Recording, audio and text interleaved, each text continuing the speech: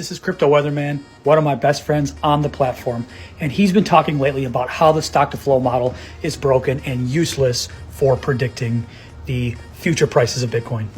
I'm gonna give you guys a few reasons why I think the stock to flow model is not broken yet, and the big thing that you guys should take away from all this. Now, disclaimer for both communities, Tim and I are friends, and this is very, very healthy conversation. So don't let this misconstrue anything. Me and Tim are still friends. But now it's time for me to go a little B-rab on him. Now, to Tim's point, the stock to flow model has not had a chance to be tested against a macroeconomic crisis. Now, in his analysis, he is speculating that Bitcoin and the NASDAQ or stocks, S&P, etc., have a massive correlation. With the analysis that Tim had, he came up with a 0.86. Now, what those numbers mean, you could have a -0, which means it moves the exact opposite.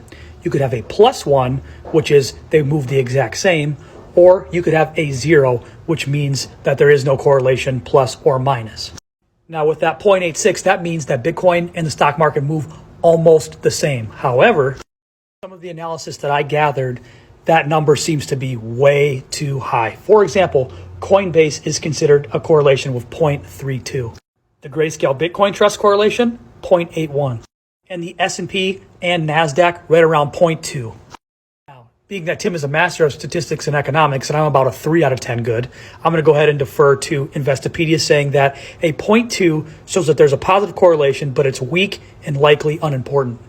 Now, this is the model that he used that 0.86 number with in order to get this new stock to flow line. I would be curious what that looks like, Tim, with the 0.2 number. I'm not sure if you could do that or not, but I would be curious to see if it follows much closer to the stock to flow line.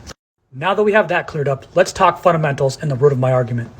The stock to flow model can't be understood without understanding how miners play a role. Now, the scarcity of Bitcoin depends on the miners and their cost of production.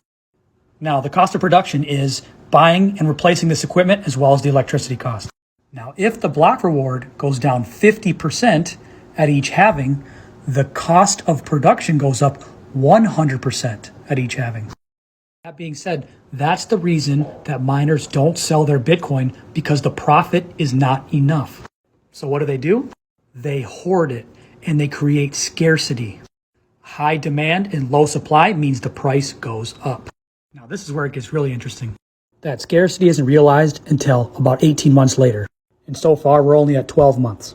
Now, assuming that the stock market crash is going to be because of inflation, and that the extremely wealthy use Bitcoin as a diversification tool in their portfolio, this could be the time where stocks go down, Bitcoin goes up, and the money flows into cryptocurrency.